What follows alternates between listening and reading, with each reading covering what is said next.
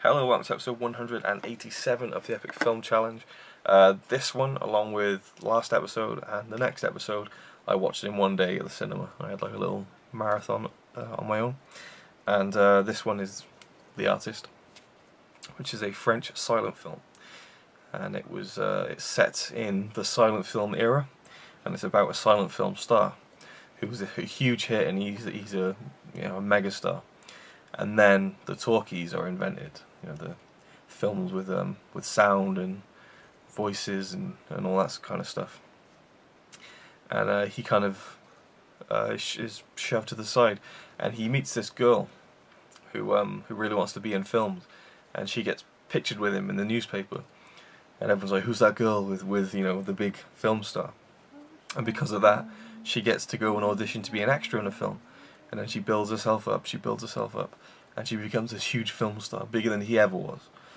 And it goes on for a few years, and he's just, his life's spiraling down. And no one's interested in him anymore, and he's lost all his confidence basically. And it's a brilliant film.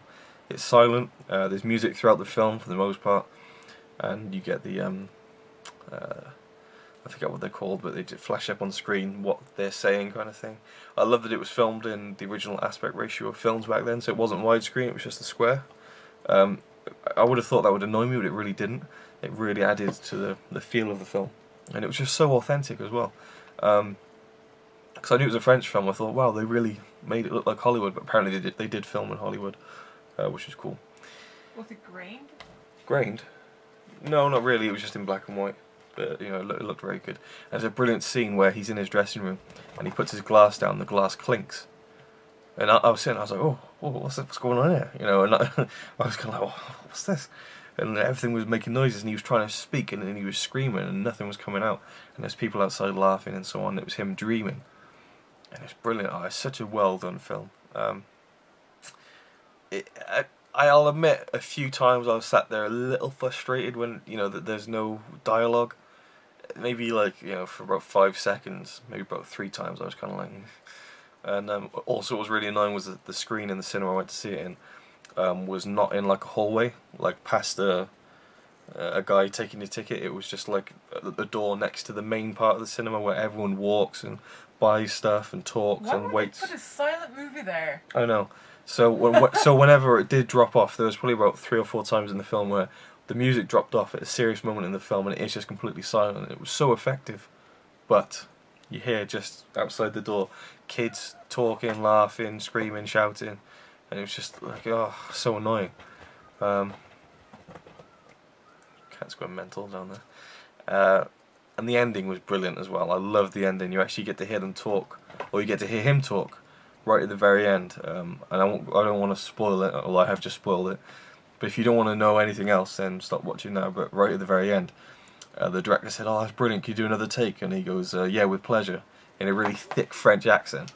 And that's when it all just fits into place. He's French. That's why he was having such a problem with his confidence and thinking that no one would want to see him talk in films, because he's French. He's got a French accent, and I thought it was brilliant. Absolutely loved it. 10 out of 10.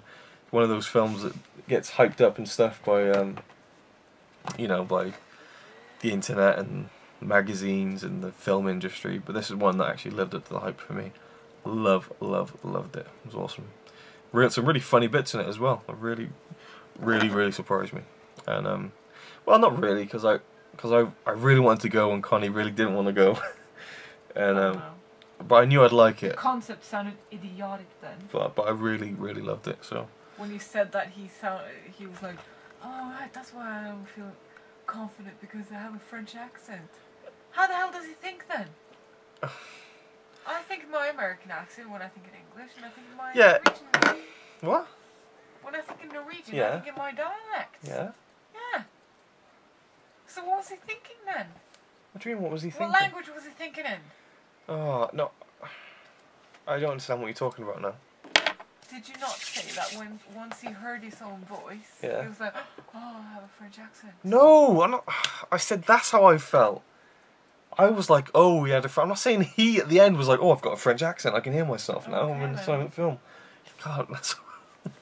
Yeah, that sounded really really stupid. That's why I reacted. I mean, we as the audience didn't know that he was French, and it's not even a big part of the film. It's just one of those things at the end was just kind of like, oh, that's cool.